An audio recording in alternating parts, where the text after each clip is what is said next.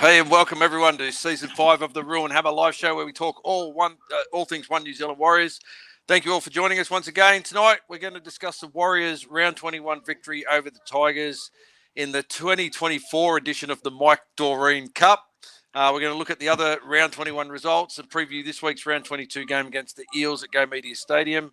And we'll look at all your comments and in the chat thread. Joining me tonight, as usual, is my good mate and co-host Warrior Roo. Evening, Rob. How are you, mate? Mate, I'm going well, thanks. Always a good week after a win. But we'll get into that a bit later on. But yeah, it's been a good week, pretty busy week. Back in the office a couple of days, which is always good. Kids' activities galore, more competitions, and the build up to the nationals for sports aerobics at the end of August. So yeah, very busy, lots of practices for Dommy. But yeah, no, we're very proud of how she's gone. So yeah, fingers crossed for a good result there. How about yourself? Yeah. How are you? Mate, just business as usual for me down here in Sydney. Just work, and more work. Nothing too exciting. Hoping to get out of the house and do something this weekend, that's for sure. I see you're putting yourself through that hell known as Facebook Marketplace, getting rid of some of their old Warriors gear. Yeah. Look, I always do it. Like, everyone knows how much I love my jerseys and merchandise, everything, and I always get a little bit too excited before the start of a season. I stock up, and I'm like, man, I can't actually wear most of this stuff. Either the sizing's not right, or I just never get around to wearing it. So I might as well offload it. And yeah, so all you guys that are wanting to buy that 95 retro jersey, a solid queue is formed. So Hayden, if you're watching, you better respond. Otherwise, I'm moving on to second in line. So yeah. Always fun. Jay Harris. He's fourth in line. So I'll let you know, Jay. But yeah. And if anyone wants some awesome 2024 merch, as always, Rob's overbought this year, so look out after the season ends for him to start posting up all his 2024 merch. But the thing is that the merch this year has been so good, that I reckon I'll hang on to most of it. Like the hoodie's been awesome. The heritage jersey, the Indigenous jersey has been the best one I think we've done yet. The black one with the sort of slight coloured bees on it. And all the training gear's been good as well, and I think you were speaking to someone at the club. I think it was Glenn, our good mate Glenn Harris, saying that all the jerseys are going to be the same next year. So the home, away, and heritage, I think, are locked in. So there's going to be a bit of continuity there. But from what we're led to believe, Louis Brown has jumped in on we know that he's jumped in on the creative team there. And wasn't there a whisper that it's going to be black training range next year or something like that? Yes, so that's what I've been told unofficially. When I was at the club back in early June, when I stopped by the club and was chatting to those at the club there, they're pretty much saying that the NRL has kind of laid down the mandate that they've got to keep the home and away jerseys for 2 years, but they've got to keep the heritage jersey design for 3 years, which I thought was really odd. 3 years? That's a bit weird one, eh? Yeah. I mean, I don't mind. It's a great jersey. It's the best heritage jersey we've had almost ever. Because it's been a great design. It's sold well. But yeah, I mean, you'd have to think that you'd be allowed to change a heritage jersey, almost every year. Yeah, home and away, I understand. Yeah, heritage, Indigenous, I'd think you could change every year to honour the Indigenous cultures of both Australia and New Zealand, and definitely the heritage of your own individual club. It's an interesting one. They did say they were going back to black, which will be, how they kind of, I guess, make their money through merchandise for on an ongoing basis. They change that every year, so the training range changes every year. We haven't seen anything. We don't know anything more than that. That is true. That's true. We make that thing at the beginning of the year. I always come out and say that I'm not going to buy any merch this year, and I don't bother with that. This year I say it every year. I'm not buying merch, and this year I kind of went a little bit overboard. I'm still buying merch. I've got a parcel at the local post office waiting for me to go pick up tomorrow. You dropped it at the stadium store when we were there. You dropped about I dropped $500 at the stadium store when I was there. I've got some stuff. I think I've got more winter gear than I probably need. It's been a cold winter here in Sydney this year, so wanting to wear a different jumper to every game that I've attended. And I've also, those that know me very well know that I'm very superstitious in terms of in my playing days when I played footy. Like I was that guy that I wore the same pair of underpants every week on game day. I used to put socks on, like left sock, right sock, left boot, right boot. Every time. I always had black tape around my boots. I was very superstitious about little things. And I'm the same as a fan. If I go to a game and I wear a particular Warriors jersey or shirt and we win, I can wear that to a live game again. But if we lose, I never wear it to a live game again. And that's been my issue this year is every game I've gone to. We've lost 5 of the 7 I've gone to. So you've announced your retirement now. You're done with games for this year. I did, but I can do a backflip. I have said to you and Brad. Brad's joined us in the chat as well. Yeah. And Richie, that I do. If we can't make the finals, if we're out of the finals race come the end of the year, I will backflip. And it's not going to cost us anything. Yeah. And I'll go to the Sharks game.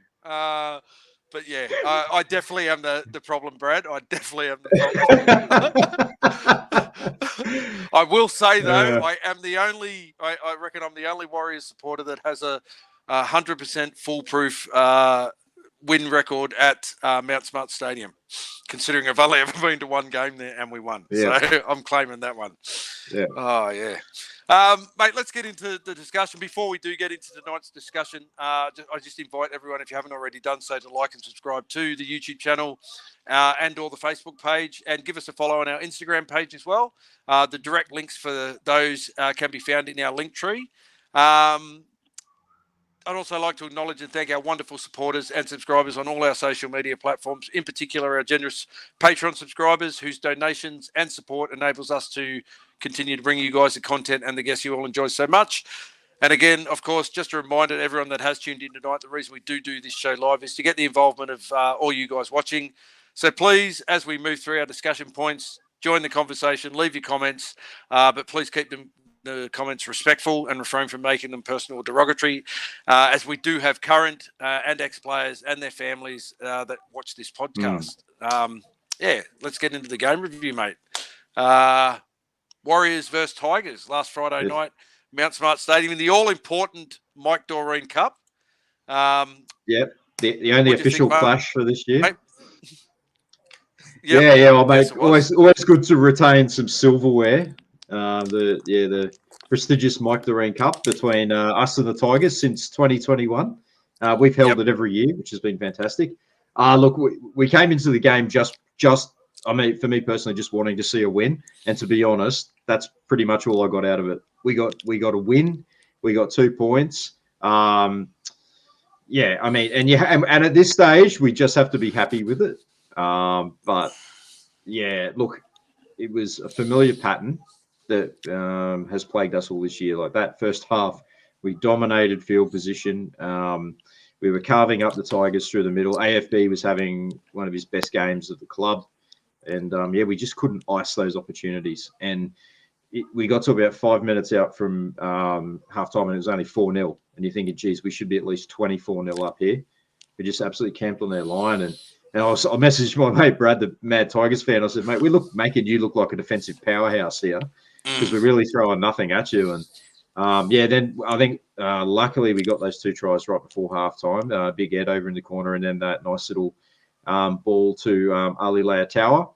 And so 14-0, you're feeling a little bit better about that. But straight after halftime, we made some crucial errors, some more disciplinary issues as well in our game, and we just allowed the Tigers back into it. Like the possession evened up a little bit, and they got that try through Zaya Papali'i, who was probably paying $1.01 to score in his 150th game at Mount Smart Stadium. So, he got a try, and then Charlie Staines over in the corner, and before you know it, it's 14-10. And I'm saying to you guys, like, we're just asking to be beaten here. I mean, we've dominated every aspect of this game, yet somehow we're only up 14-10. Then it turned into a bit of an arm wrestle. I don't know if we sort of stooped down to their level a little bit, like the Tigers dragged us down to their style of play, but they did not play well at all, the Tigers, and we really should have.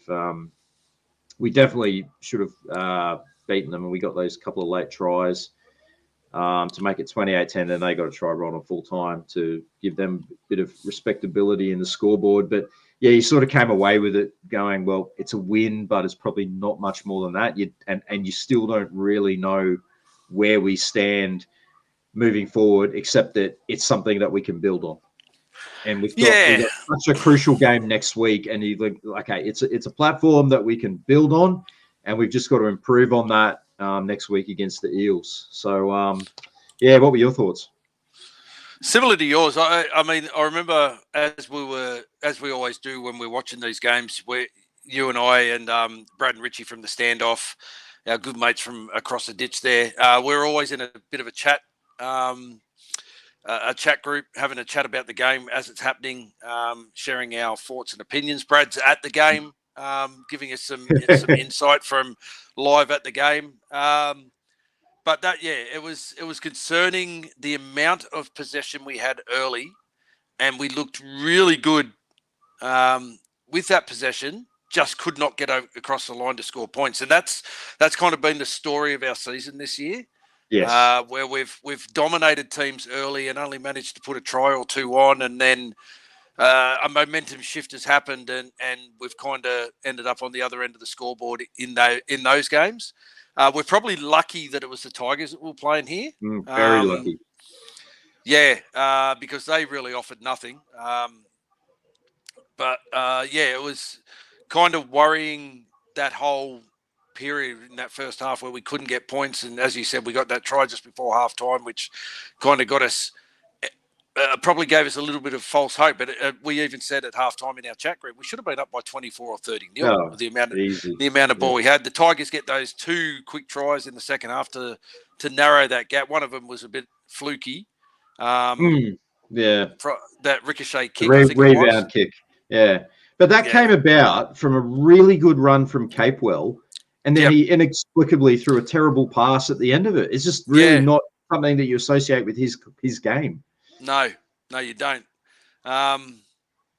So as you've alluded to, mate, we're probably lucky that we're playing the Tigers. The Tigers really made us, I think, look a little bit better than what the performance was. But at this stage of the season, with how we're going and where we're located on the ladder, you take every 2 points you can get, regardless of how. Needed the W. Just needed it. Yeah. Because that might be enough to give us the confidence to kind of, have a game against another team that's struggling in the Parramatta Eels this weekend, and we get the W against them, and then, which we'll get into in a minute, our run home. We got the all-important run home and some tough games against some teams that are up in that top 8.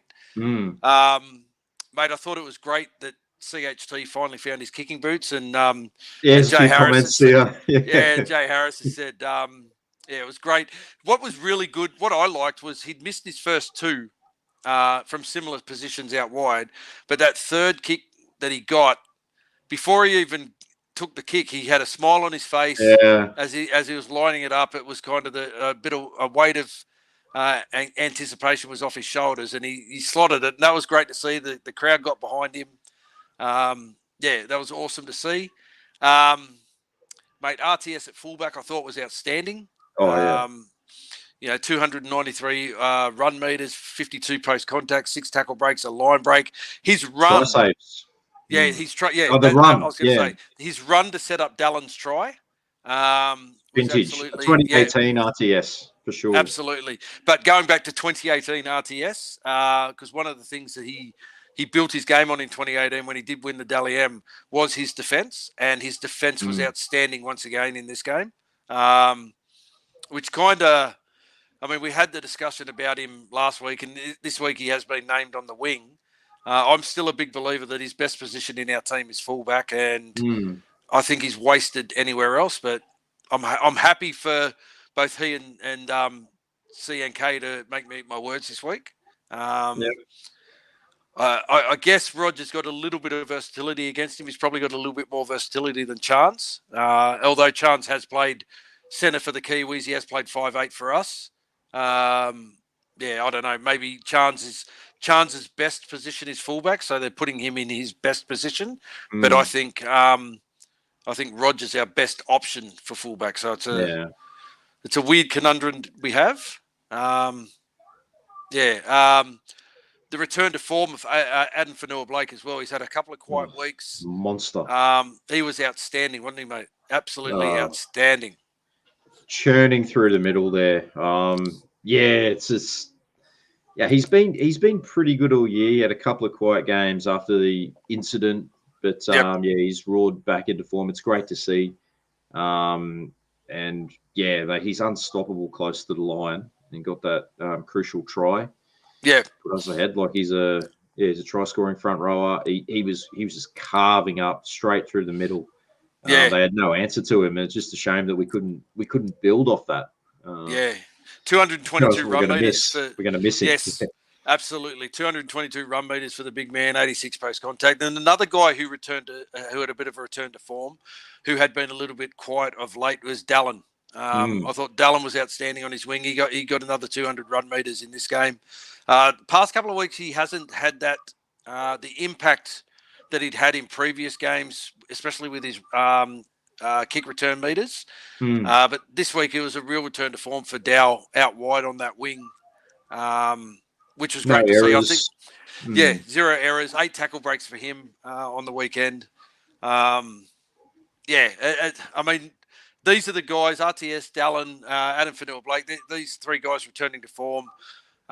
These are guys that we really need to start standing up on this run home now towards a possible semi-final. Absolutely outstanding game from those couple of guys. Who are your standout players in this one? Who did you give your 3-2-1 to? 3-2-1. 3 points went to Adden. As I said, probably close to if not his best game for the club so far. Just he was absolute powerhouse, unstoppable. As I said, got another try. He got my 3 points. 2 points to Roger, as we touched on. He looked so dangerous at fullback. Saved a couple of almost certain tries there. It's back to 2018 RTS. The kick returns, the way he just surged onto that ball and set up that late try to Dallin was like vintage RTS, Dally M RTS. So he got my 2 points and 1 point to Dallin. He was dangerous all night. He ran the ball strongly, no mistakes, and finished well. Got a try and gave us one of those again afterwards. Mate. I went similar to you. I gave my 3 points to Adden. Again, as you said, I think it was a return to form for Adden. He was absolutely outstanding. Last couple of games, he's been overshadowed by the efforts of Mitch Barnett. Yes. Barnett spent quite a bit of time on the bench in this one, and I don't know if that was because of his workload over the last couple of weeks. Load management, probably, yeah. Yep. That he played significantly less minutes this week than he has in the past couple of weeks, which kind of brought his numbers and his impact down. Still very good when he was on the field, but Adden, very much the man of the moment for me in this one. Roger, I gave 2 points. I thought absolutely outstanding at fullback. And I gave my 1 point to Ali Leatua. He's a young kid that burst on the scene last year in the game against the Raiders. Was good with the ball, but just as impressive in defence, especially keeping Jared Croker quiet in his 300th game. 300, yep. He's been under an injury cloud for a lot of this year. I thought it was a real return to form for him. I think 193 run meters or something in this game. Really had a really, really good game in the centres, and I gave him my 1 point. Which means we gave our full complement of 6 to Adden, 4 to Rog, a point each to DWZ and Ali Leatua, which means Adden's now kicked away, 6 points clear back out the front of Mitch Barnett. Yeah, Adden's now 46 points ahead of Mitch Barnett on 40. Roger moves into third spot in the the Dean Medal, Ruinhammer's Dean Medal, Dean Bell Dean Medal. Bell Medal. Yeah, sorry. Roger's now in third spot on 17. It's a huge gap between the top two in Fanua Blake and Barnett, and then Roger in third. I think it's a 2-horse race now, mate. It's easily. Yeah, and it's probably either one of those two this year as well that will probably take out the Mannering Medal. My money's on Mitch Barnett for the club to give him the Simon Mannering Medal. Let's have a bit of a chat about a few things, Warriors, mate. We've spoken about you selling all your merchandise. my excess, just trimming the fat.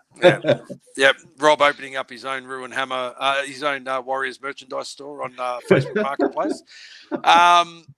Mate, Jazz Tavaga, it's been announced that our good mate Jazz, this will be his final season. There was speculation earlier in the year. We actually spoke about it quite a bit. And we've spoken about it. There's a group with the boys. Jazz was offered a low ball contract earlier in the year. The club did come to him and say, that could improve over the next couple of weeks if you put in some good performances. He's put in some solid performances, but that contract extension or the upgrade to the extension that they offered him hasn't come. Didn't eventuate. Yeah. And he's announced that this will be his last year at the Warriors.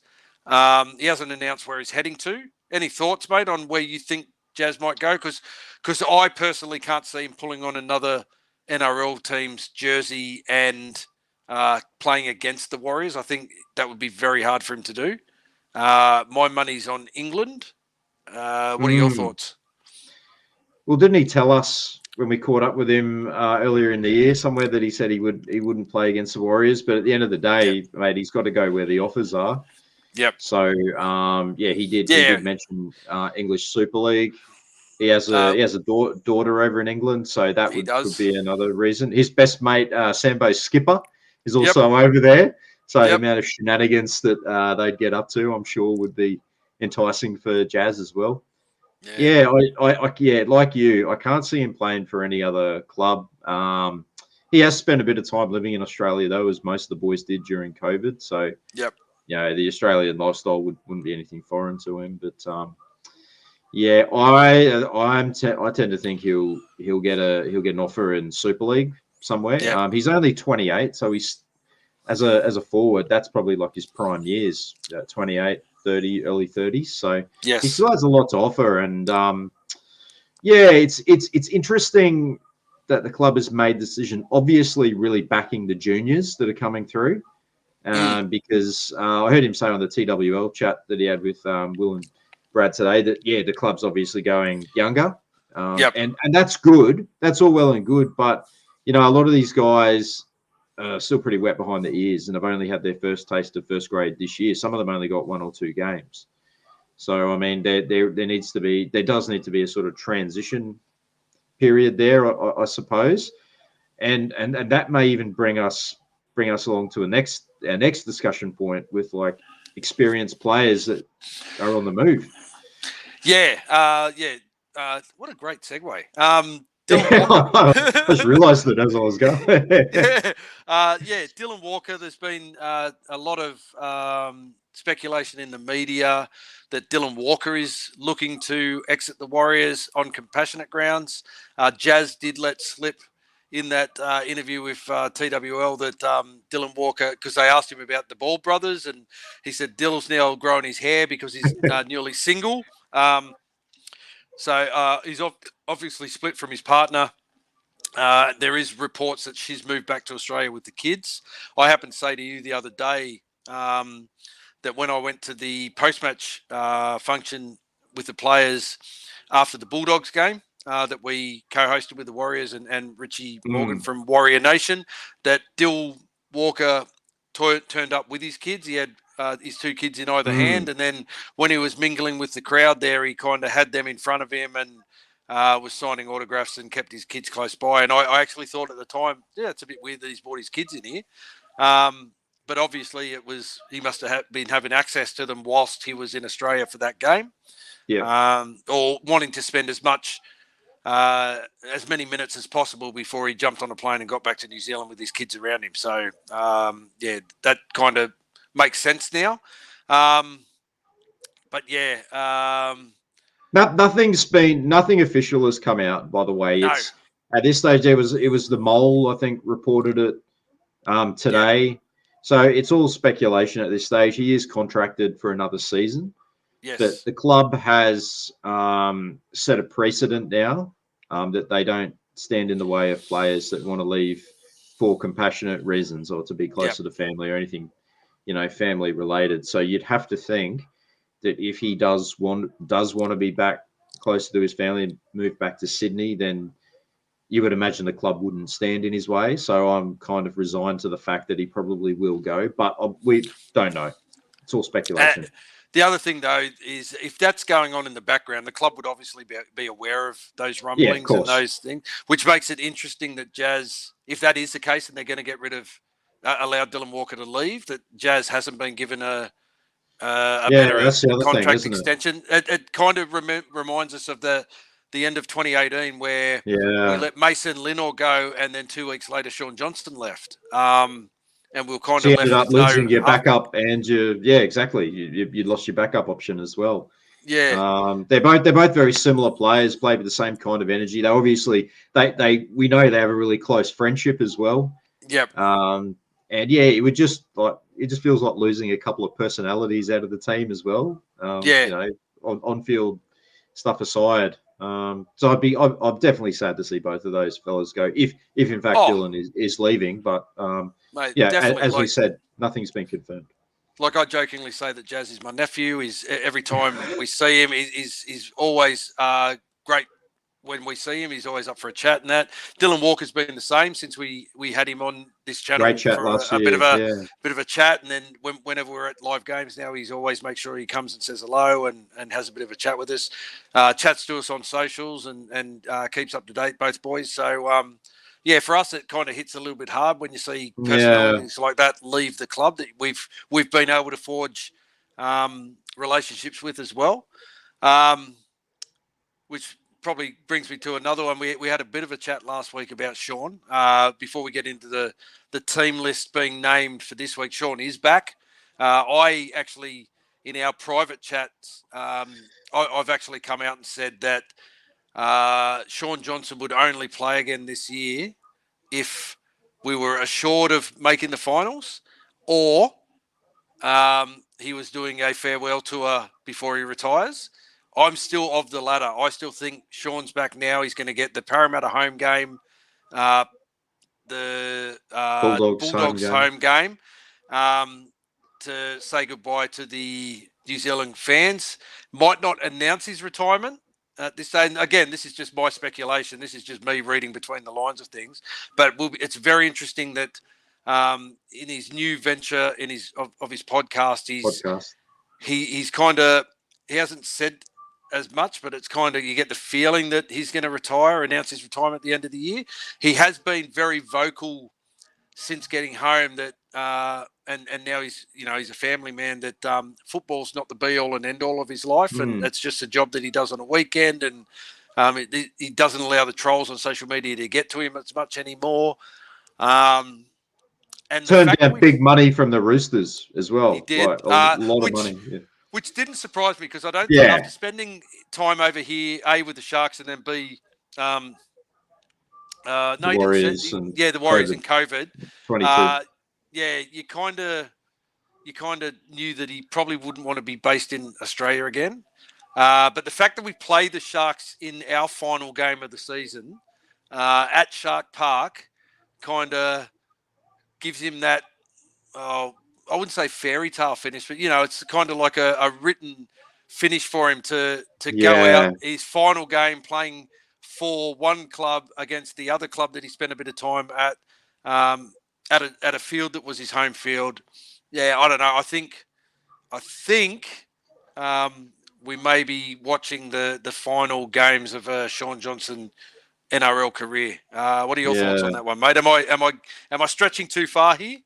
No, the way that you've sort of painted that picture makes so much sense. And I did think, playing the Sharks in the final round. It's a complete circumspect, full circle kind of ending to his career, and it makes a lot of sense. I watched those podcasts that he's done, and like you just get the sense that he's at peace with not playing again. And as you mentioned, he said that there's more to life than football. And I think the whole comment about dealing with social media trolls and everything, like he's probably a bit over that. You know, he's had that his whole career, and he tended to sort of give more. I don't want to say evidence, but he made more of a case in that chat that he was going to retire than play on. You know what I mean? And we've had discussions like, what's going to keep him playing? It's like, well, obviously he wants to win a premiership. He wants to go out on a better note. Like if we struggle the end of this year, it's probably not the way he'd want to go out. And he probably also play in Vegas. So those are the possible reasons that might see him continue. But I'm sort of leaning more towards your side of things, and the fact that I don't know. Look, it's hard to say because we haven't seen him play this weekend. We don't know if he's fully fit. That's the other thing. That's the other thing, and that's the thing that kind of I lean towards too. Is he's not.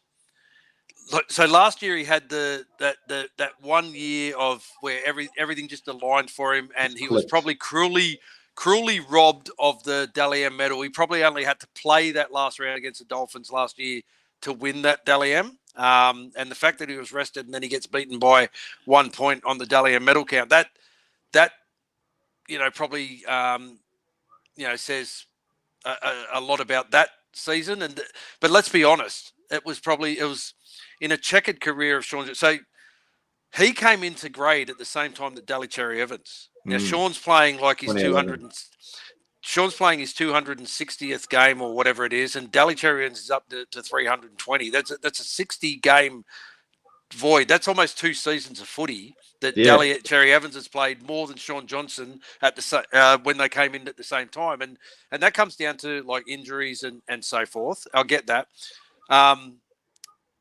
It just gets to the point where like there's all as a player, and I'm not saying me as a player, but like those that have played footy as a player, there's always an excuse for you to go around one more time, because we don't all get the fairy tale send off of a premiership or achieving every goal that you want to in the game. A lot of players have, it is. It's rare. A lot of players, and there's so many players that have been forced into retirement through injuries. Like Andrew Johns, Peter Sterling, guys like that didn't get to play and finish their careers the way they wanted to. Sometimes you've just got to take the opportunity that arises and know when it's time to say goodbye, when your body's had enough. And he's been very injury plagued all year. He started the season been for the last few years. He started the season. He finished the end of last season injured, and he started this season injured. And I don't think he's actually ever got over his injuries. They've been managing him all season to get him through the season. And it also comes down to, he's probably thinking Fisher Harris is coming. I'd love to play with him. Going to Vegas, I'd love to go to Vegas. I'd love to win a premiership. That's not going to happen this year. Like I said, there's always these excuses to kind of hold on for one more year. But if the body's not up to it, that really affects your mindset as well. Yeah. You don't want to play one season too many as well. And a lot of guys do that, and I'm not saying he did, but it's just the injuries that have caught up with him. The fact that he's so happy with life outside of footy at the moment. He was happy to get back to play in New Zealand, and it just could just be it for him. It could be, this is enough. Do I want to put my body through another rigorous pre-season? So I don't know, mate. I guess we'll wait and see over the next couple of weeks whether our theories are correct. Personally, like as I said, I'm not death riding Sean and saying he's over. I'd love to see him go around again, because looking forward past this season, and I know he hasn't had the greatest season, and we've had a little bit of success in some games this year with Tamari Martin and Chanel Harris-Tavita in the 7 and the 6. what are our halves options if Sean does decide to call it quits this year moving forward? Metcalf's injury prone as well. Yep. He's only coming back this week, also after being out since round 4. Yep. Or 5. Yeah. So, yep. Be interesting to see. Speaking of the home fans, mate, another sold-out game this week against the Parramatta Eels. The club did announce this week that they will become the first club in NRL history to sell out every home game of an NRL season. So, massive congratulations to our club and our wonderful home fans over there in New Zealand. It's a massive achievement. Isn't it? Yeah, Cam George would have to be over the moon with that. Such an amazing response for the New Zealand public to be starved of live footy for so long, and then have the team come back to New Zealand last year and just get on that roll. It's exactly what they needed, and we've just sort of carried on that. The whole up the wires movement is carried over to this year, even though we have struggled on the field and we haven't won as many games as we would have liked back at Go Media Stadium. It's been a vibe, hasn't it? We were there for the Dolphins game, and mate, it was fantastic atmosphere. They do game day so well over there. We were lucky enough to both, we said, go to enjoy that experience, and look, amazing achievement. I think in the history of the Warriors, I think prior to last year, there'd only been about a handful of sold-out games. Might have been 10 or 12, or something like that. And then all of a sudden, we've had the best part of 2 seasons off it. So hopefully that continues next year, flows over into next year. And hopefully we can win these last 2 games at home as well. But awesome for the club. So happy for everyone involved, for sure. Speaking of our last 2 games at home, mate, gee, how good with your segues tonight. The Warriors run home. We're sitting now 12th on the ladder, 21 points. We're 3 points out of the top 8 with, 5 games remaining of the season? Yeah. What are your... 5 games left, and it all starts this Friday night against Parramatta. Then we have a run. So then we have 3. So we have the Dolphins away, Manly away, Bulldogs at home, and then we finish with the Sharks away, and then a bye in the final round. The way things are going, I've seen a few people that have been playing with that ladder. What do you call that? The ladder predictor and everything. Yep. There's a lot of different ways that this could end up, because either good or bad for us. A lot of the teams that we're competing against are playing each other in this run home. So some people are even saying we can even afford to lose 2 games and still make it. But I think that would be a very, very bizarre sort of set of results that would allow that. But you'd have to think we got to be focused on trying to win all these games, and there's tough games. Even we're going to touch on it soon, but even this Parramatta game at home is not a gimme. And then we go and play the Dolphins at Suncorp Stadium. I'll be there. It'll be my last game for the year. Hopefully your curse hasn't infected me. And if we do win on Friday, mate, don't blame me for what you're doing. All right? I take responsibility for myself. But don't you jump on that, mate.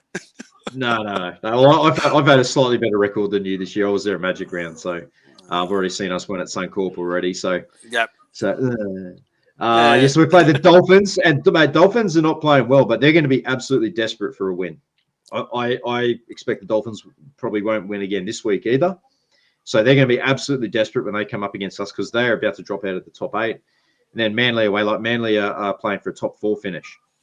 That's going to be extremely hard game. We don't have a great record against Manly in general, and even more so at Lotto Land or Brookvale Oval or Four Pines Park, whatever they call it out there at Northern Beaches.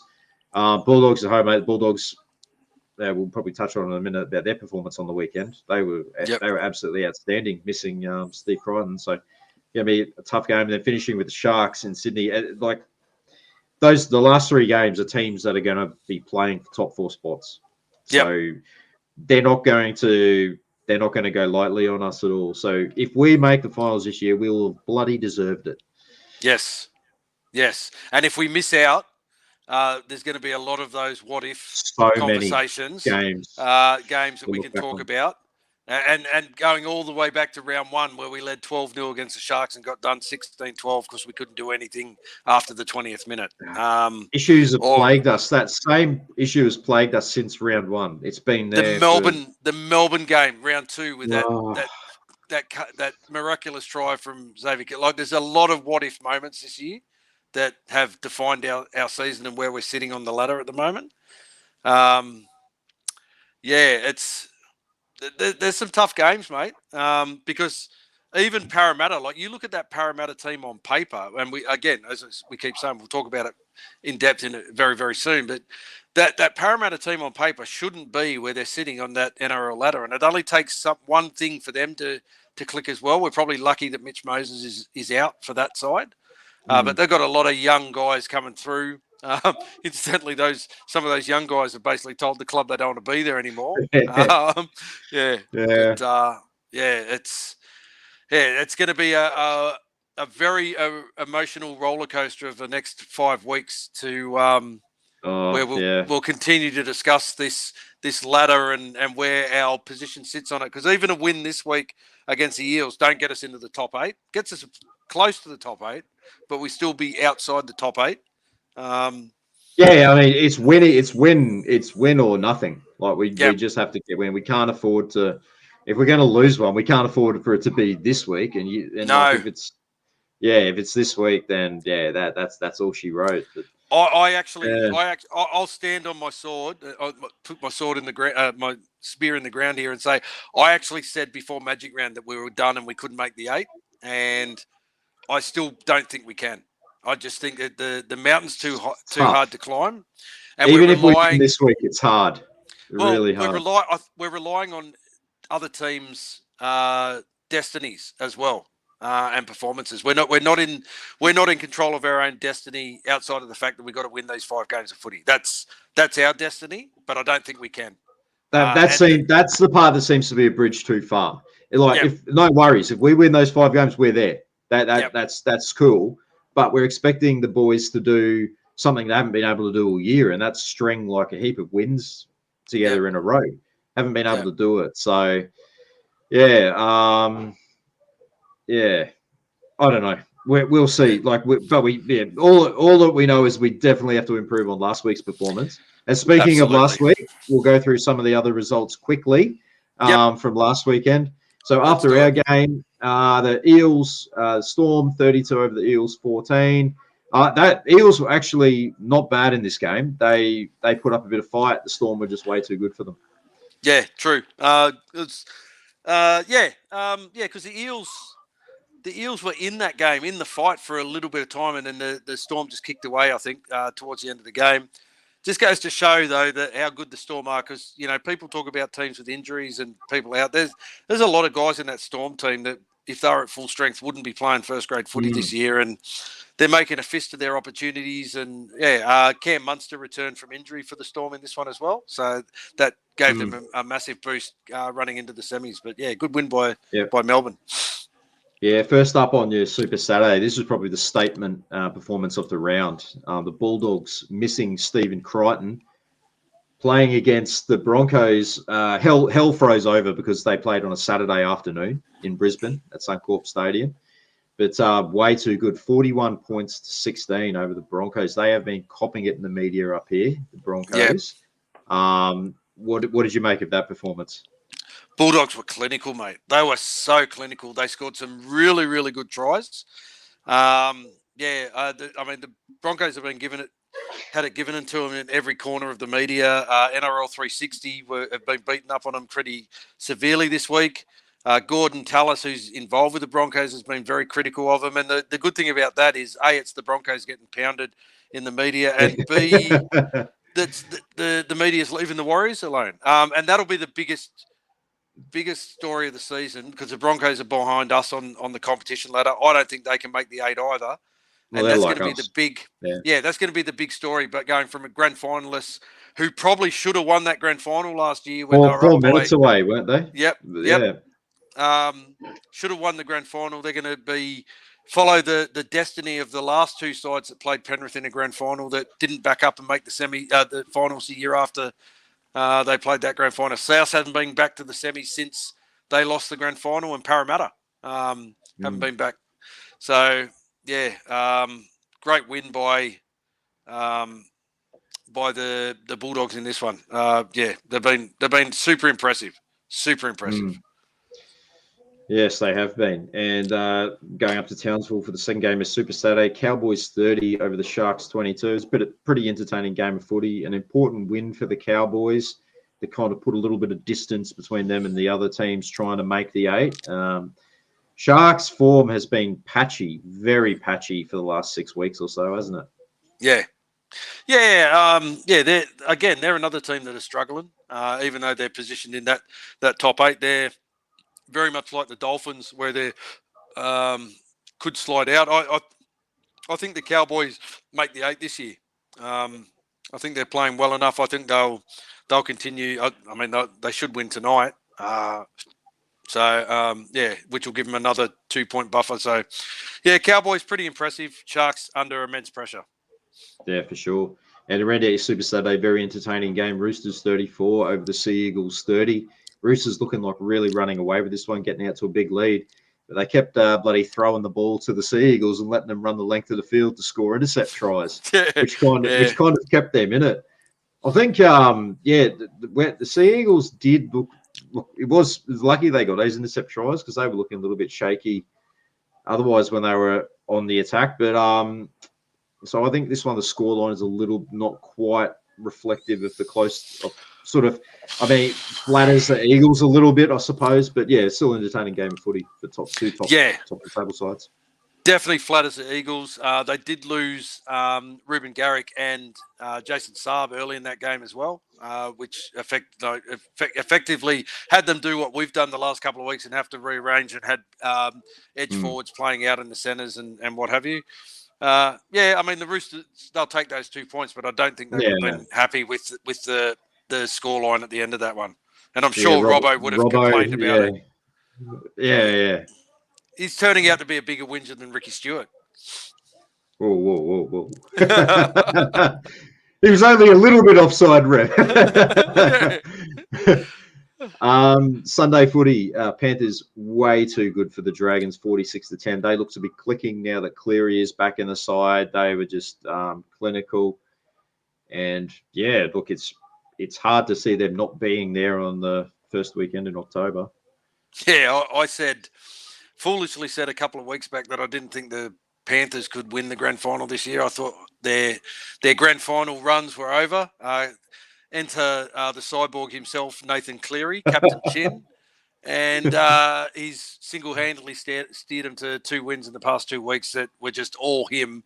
And I'm convinced that they can go for a 4-peat. Yeah, I'd have to agree. The second game on the Sunday ticket was the Titans 21 over the Dolphins 14. This was a big game, very big game. The Sunshine Clash, as they called it up here. So you've got the Dolphins who are desperately trying to hang on to their spot in the top 8, and it was excruciating watching them go about it because it was just like watching the Warriors in years gone past.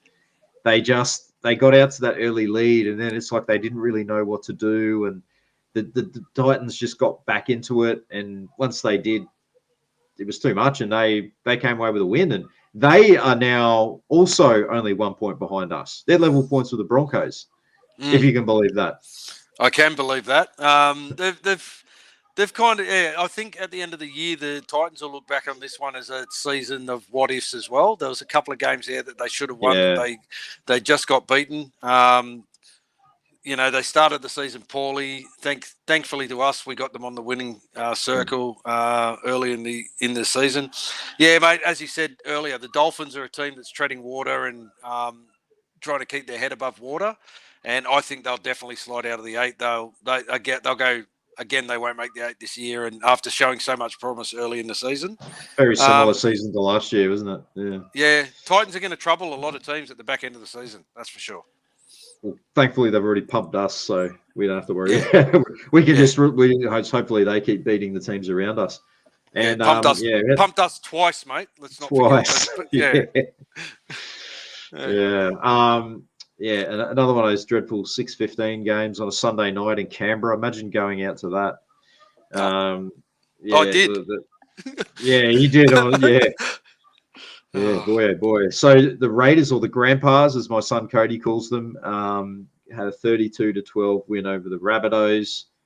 I think the Rabbitohs were a faint hope coming into this, but it's hard to see them really making anything in the back end of this season. The funniest part was Jack Whiten accidentally running into the Raiders sheds. Did you see that? I did. That was funny. Yeah. Poor old Jack. But Raiders too good on the night, and they're sort of there and thereabouts, but it's hard to see them sort of breaking into the top 8. They've been pretty inconsistent, much like us. Yeah, they have. It's been an inconsistent season for them, but they're closer than we are, and there is they are. Depending on results, it's they could sneak their way in. I don't think they will, but there's always that possibility. So that's that round. Also, too, the NRLW kicked off last weekend. I'm just bringing up the results of those games now, if you bear with me. Mm-hmm. NRLW round 1. So, NRLW round 1 kicked off last Thursday night with a 12-10 win by the Knights over the Roosters. It's been very hard to get a gauge on how any of these teams were going to go this year, because we really haven't seen a lot of women's footy, have we, mate? I'll just quickly run through the results. The Knights 12 over the Roosters 10. In the games on Saturday, it was the Sharks 14 over the Cowboys 0. The big upset of the round was the Parramatta Eels 22 over the highly fancied Brisbane Broncos 10. Bring back the Biff. Bring back the Biff, indeed. Great right cross from Annette Nuasala on Kennedy Cherrington. Annette Nuasala, one of the original Warriors female players back in, I think she played 2 seasons for us in 2018-2019, Annette Nuasala. Sunday footy, the Titans, our great mate Georgia Hale leading her Gold Coast Titans to an 18-10 victory over the Dragons. And then the Raiders absolutely annihilating the Tigers. I think that game, they ended up winning 32-12. I watched this game and it was 24-0 after 14 minutes. And it just felt like the game had been going for like 50 minutes, and I realised it was only 14 minutes in. The Raiders were just slick. So that's the NRLW results from last week, mate. Moving on to round 22, it's Women in League round this week. Remember when clubs used to have Women in League jerseys? Yeah, it used to be celebrated. We were talking about this. It used to be a thing. Every club had some sort of jersey with pink or purple on it. Yeah, it doesn't. They seem to sort of move away from that, haven't they? Maybe those jerseys weren't particularly big sellers or something. I don't know, but I don't know. Yeah, possibly. Mate, let's take a look at the Warriors team that Webby named for this week's all-important home game against the Eels. And do you want to give us a little bit of Warriors history before we talk about this? Warriors versus Eels history. Yes, let's dive into it. So all up, we've played 44 games against the Eels, and they have a 25-19 advantage over us. Recently, we have really struggled to beat them. In fact, our victory over them last year was our first since 2018. So that they had been a bit of a thorn in our side.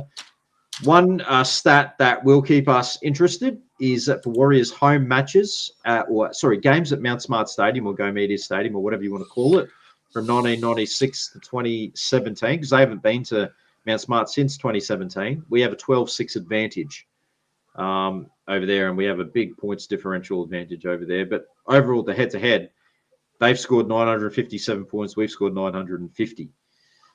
There's been some really good been really some really good games between the clubs. We have played a finals game against each other back in 2007 at Mount Smart, where the Eels ran out winners 12 points to 10.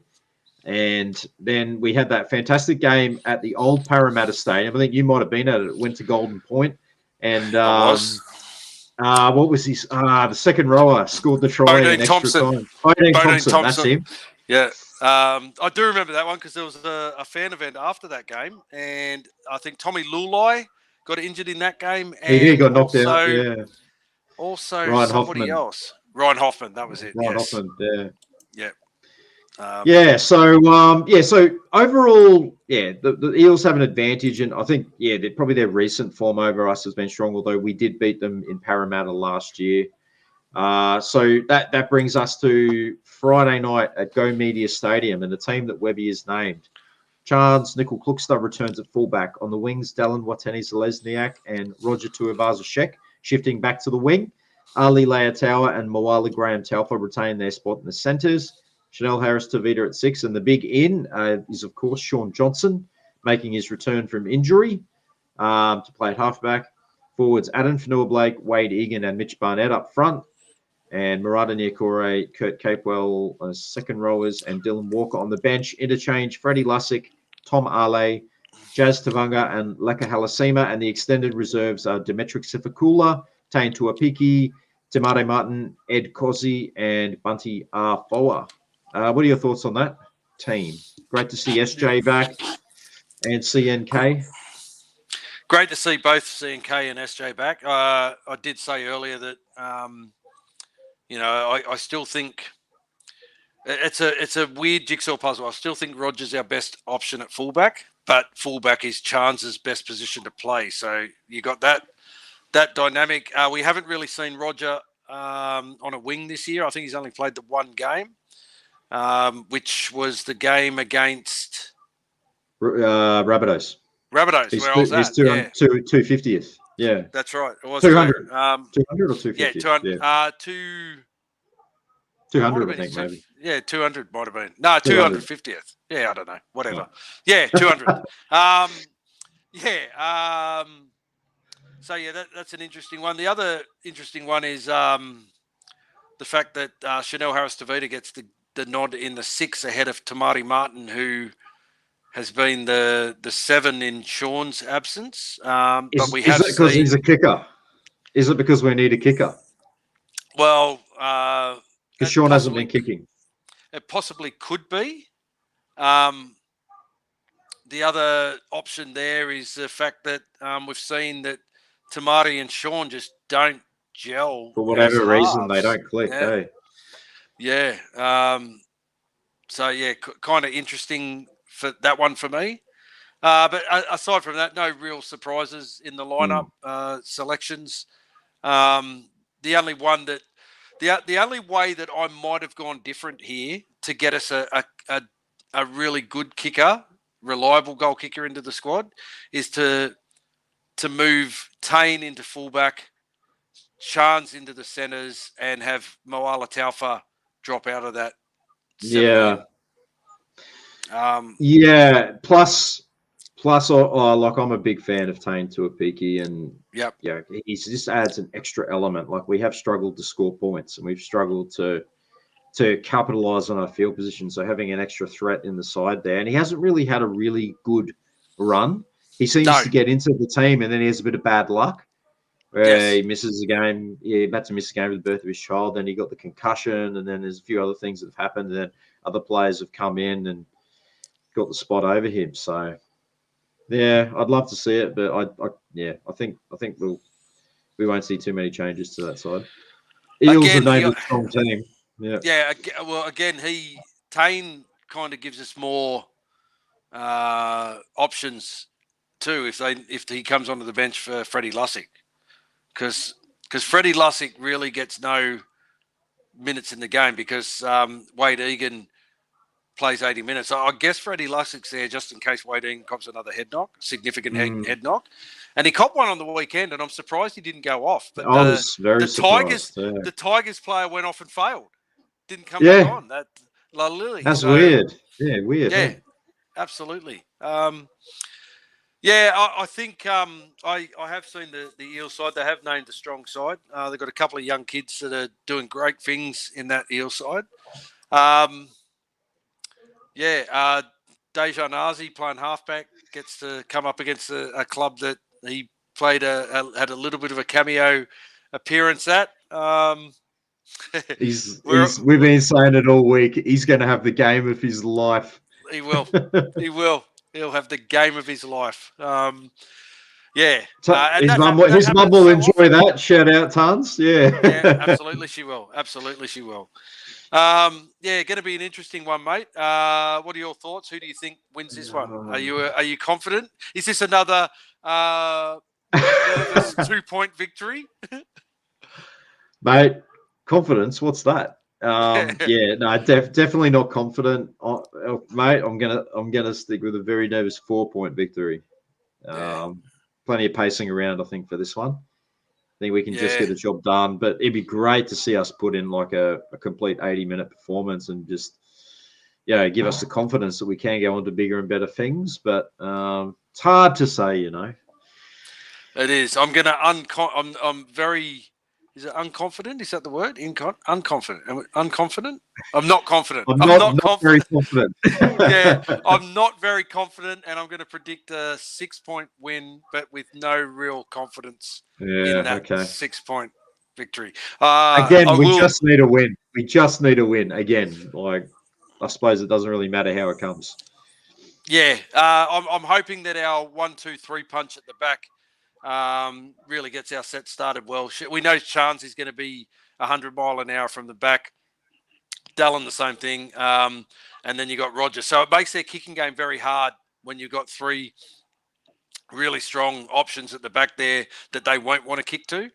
I'm hoping those 3 have massive games, and then guys like Barnett and Fanua Blake to lay a platform for a good Warriors win. That's what I'm hoping, and the crowd to get us home. Yes, come on, crowd. Yeah, it'd be great to improve on that home record, go out strong, and I'd love to see SJ have a great game, come through it injury free, and not look hampered. Well, that would give us even more confidence going forward that we might make an unlikely push for finals again this year. Yeah, absolutely. Yep. Let's hope. Let's hope, mate. Yes. We'll go through the other games coming up. Yep. And your round 22. It's Richie Bennode round as well. 22. Oh, yes. 22.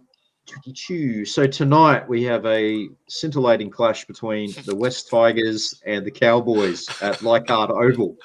What were you telling me before we went on? The Cowboys have only ever won once at Leichhardt or something in the last however long, and you were at that game with the Great One. I was. We went to that game, the Great One. We decided we'd go along and watch the game. It was when the Tigers went through this period where they didn't really celebrate milestones very well, and it was the game where they were celebrating Tommy Raudonikis, and they got absolutely pumped by about 60. I was at that game. And I think it'll be a similar scoreline tonight. But Toddy Payton was like, "What are you guys doing here?" Yeah, that's right. I spoke to Toddy Payton. He was like, "You guys are everywhere." And then that's when I also spoke to Michael Luck that day, and that's how we got Michael Luck onto our show a couple of weeks later for a chat. Mate, interesting game. I think it's going to be Didn't the Tigers get them by a massive score? 60. Yeah, they won by 66-18 or something. Yeah. And it kicked the Cowboys into gear, and then the Cowboys just never got any better. Tigers not going to give them. That won't happen tonight. I'm going to pick a very big Cowboys win, I think. 13+ to the Cowboys. Yeah, well, it's better for us if the Tigers win. So I'll be as much as Brad and the Great One. I'd love to back your boys. I just can't see it. I think Cowboys, by 20. Yep. That's starting about an hour's time. First up on your Friday night footy, it is our game versus the Eels. We've gone through that. We're both with no. Just on our game, have you noticed that of the 7 backs that are named to play for the Warriors, 5 of them have hyphenated surnames? The only 2 without hyphenated surnames are Leatua and Sean in the back line. It just, we got like 5 guys in the back line and Adam Fanua Blake, and then you throw Regan Campbell Gillard. Is this the game with the most hyphenated surnames ever? Where's David Middleton? Come on, surely he could confirm this. Look, it's a hyphen fest. It sure is. It is. Yeah. It is. It's ridiculous. Yes, mate. We've given our thoughts on that one. On to the next one. Okay. Big game. This is actually over in Perth. The Dolphins have taken a home game over to Perth. I don't know why, but anyway, that is the 8 o'clock game over here.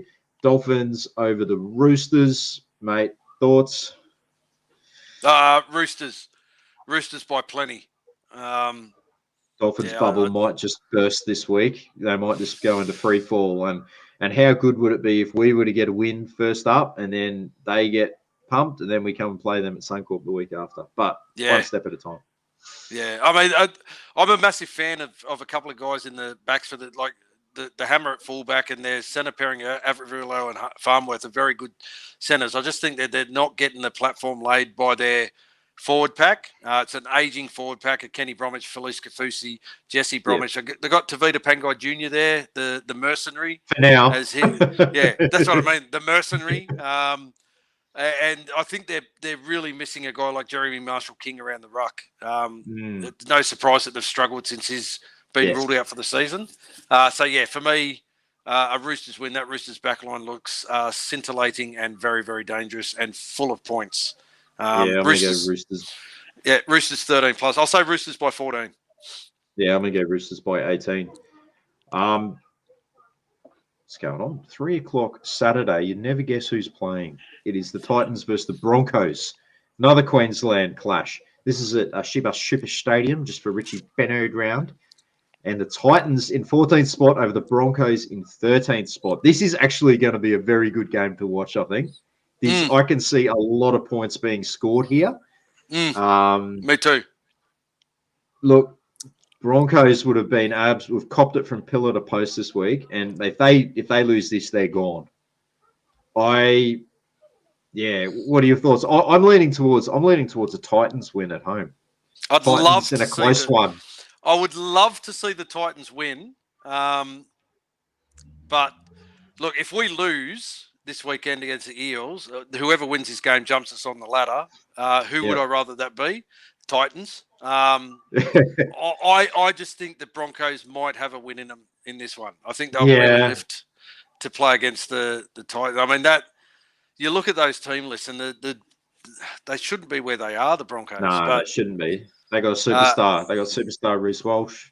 They do. Adam Reynolds. Is it true he's officially changed his name to superstar? Yeah, every time Michael Ennis refers to him, it's young superstar Reece Walsh. So I assume that's his name. Yeah. Yeah, is that like proud Indigenous man Latrell Mitchell? Yeah, it is. Okay. Same thing. Yep. Good. I think they may get home. I think it'll be close though. Yeah. Okay, so I go on Titans, the close one. You go on Broncos in a close one. Yeah. Okay. The battle of the aging halfbacks. Yes, it is. So second game on Super Saturday is the Storm at home to the Dragons. Storm paying $1.10. Dragons paying $7. Do we really need to bother giving our tips? It's going to be Storm by about 30, I think. It's funny, isn't it? This is the kind of game where the Dragons will win. They probably will. They'll come out and win. I look, you can't. Flanagan could always get a scrappy win against them when he was coaching the Sharks. Remember, he used to just scrap a win against them. Yeah, okay. Yeah, I do. I would have to say, it'd be, anyone that tips against the Storm at this point in time in the season is an idiot. And I don't want to be known as an idiot, so I'll go the Storm. Let's play it safe. To round out your Super Saturday, we have the Sharks at home to the Rabbitohs. Yeah, look, I'd have to say, even though both teams are not playing particularly well, Sharks are a bit out of form. I think they'll have too much for the Rabbitohs at home. I'm going to get Sharks by 12. Yeah, I think so too. I think the Rabbits had a bit of a fantasy run a couple of weeks back, like where they won those 5 games in a row. But yeah, I think their bubbles burst now, and they're back to reality. They've got a couple of injuries to their squad.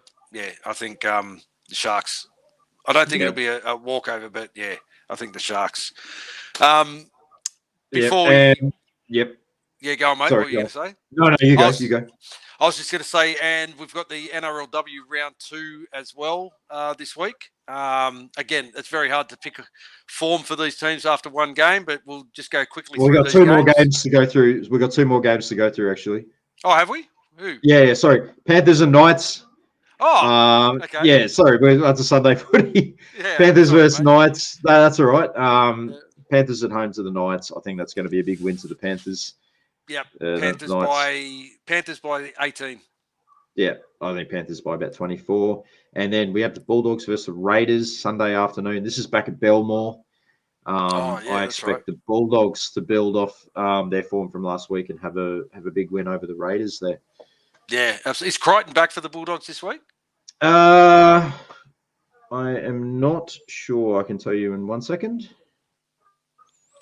But you can go ahead and do the NRLW while I check that. Yep. Moving on to the NRLW round 2 kicks off this weekend with the Canberra Raiders at home against the 2-time reigning premiers, the Newcastle Knights. Raiders off the back of a big win last week. Last year, a lot of people don't realise, last year the Raiders were unbeaten in Canberra in the NRLW, and I think they're going to upset the Knights this week. I'm going to pick the Raiders by 6. Yeah, sorry, Crichton is back. Good. And yeah, okay. Then Bulldogs by 20. Yes. Yeah. I'm a stick with the Raiders. I think they'll get a win. Okay. Second game on Saturday, or first game on Saturday, is the Titans up against the West Tigers. West Tigers looked awful last week.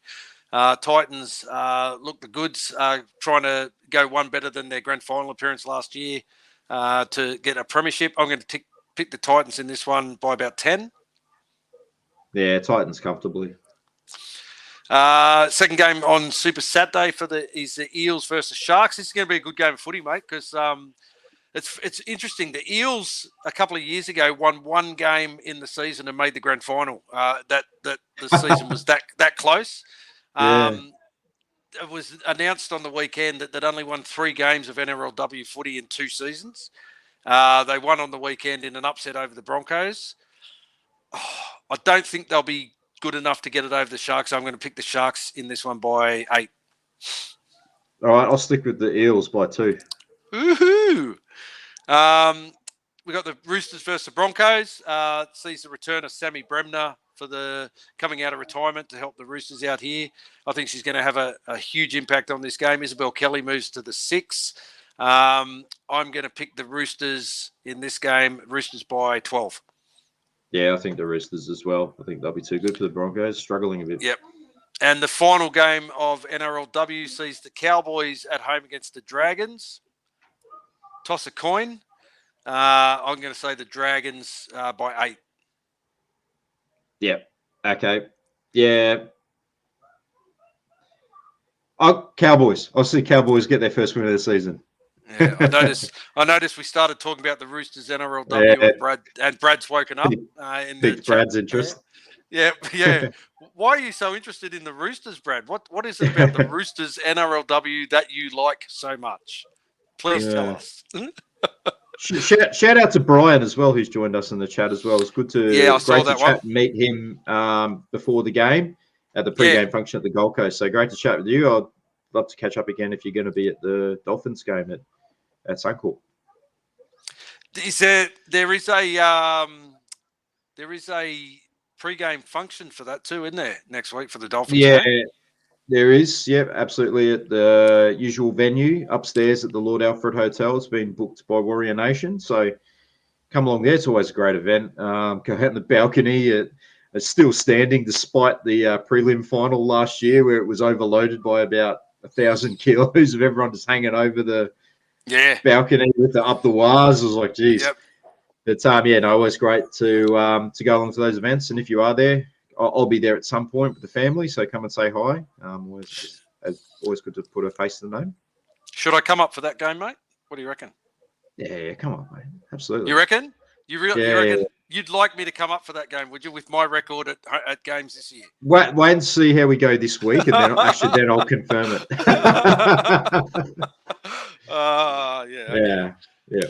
Well, that's the round previewed, round 21 reviewed, round 22 previewed.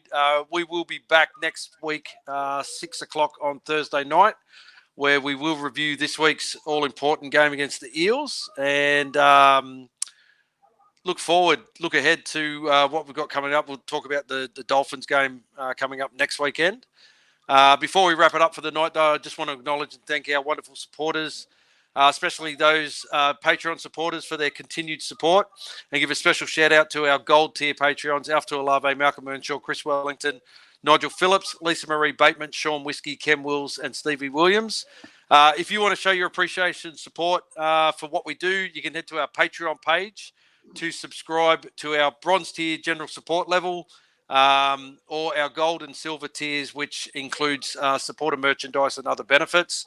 And another way you can show your support is to head to our Redbubble store, where we have got a great range of exclusive Ruin Hammer merchandise honouring past legends of our club, as well as some great novelty prints reliving memorable moments. I'm tonight wearing in honour of his announcement that he's leaving the club, I'm wearing our Ruin Hammer Jazz Tavanga shirt. So you can pick these shirts up for, I think they're about 20. Yeah, there's a special on at the moment. Yeah, I think there's up to 40% off store wide at Redbubble at the moment. So that includes all Ruin Hammer merchandise. So jump in there and grab yourself a bargain. There's some great stuff. I've got the Tuivasa Shek signed shirt. Just bear with me. Yep. So, as we announced last week, so we got this. You can buy this in our store as well. But we have an RTS shirt. This was donated generously by Ken Wills. This was his Patreon shirt that he got signed by the man himself up the top there. Not sure if you can see it. So yeah, we're going to be giving this away as a prize. So stay tuned. We'll work out what the conditions for that will be. But if you do want one of the shirts, this is one of the many designs again that you can get in our Redbubble store. So go and check it out. Yeah, we've got pretty much shirts honouring every single one of our, or most of our 2024 player roster. So if you've got a favourite player at the Warriors this year, there is a shirt there for you. If you've got a favourite player at the Warriors, we do have some legend shirts on there. Steve Price, Kevin Campion, Simon Mannering shirts, Stacey Jones, Ruben Wiki, Monty Beetham. So yeah, there's a lot of ex-player shirts up there. If there's a design that you'd really like, let us know, and we'll absolutely. We can always get one made up for you. Head along to our Redbubble store, have a look. The link is on the screen at the moment. And that's it for tonight's show. I want to thank you all for coming along and sitting down and having a chat with us. Thank you all for your continued support. How do you purchase these shirts, mate? Just head straight to that link on the screen there. Yeah, so redbubble.com/people/ru-and-hammer/shop. But the link is in our bio. There's a couple of posts up there on social media as well. So jump on there and have a look. Make sure you do go through our store so that we do. So you make sure you're buying the product directly from us. Yep. Yeah, there's a lot of knockoffs out there. People making knockoff shirts with our logo on it. How weird. That's the thing. You'll see a lot of them floating around. But yeah, just make sure you get them through our shop so you are supporting us. Absolutely. And if anyone's wondering, they are a normal size fit as well. In saying that, it's like if you're normally an extra large in shirts, the Redbubble shirts are pretty much on point with what your current sizing is. It's pretty much true size. If you go to you go for a classic size shirt. Speaking of Jazz, I'm going to do up a new design for Jazz, honour of his service at the club. So stay tuned for that. That'll be up in the next couple of days. Absolutely. Yeah, keen as for a jazz shirt. Awesome. Yeah, again, thank you very much to everyone who joined us tonight. Thanks for putting your comments in the comments section and joining in the chat. It's always great. We do appreciate that. That's why we do the show live, so that it's not just two guys gibbering on that you're watching at a later date. Although people do that, and thank you for those that are watching. Yeah, appreciate all of you guys for joining us. Yeah, absolutely. We will see you all next Thursday night. Up the Wars. Hope everyone has a great weekend. Brad, you get that win for us at home tomorrow night, mate. Yeah, it's all on you, Brad. All right. Thanks, guys. Take care, everyone. Up the Wars. Up the Wars.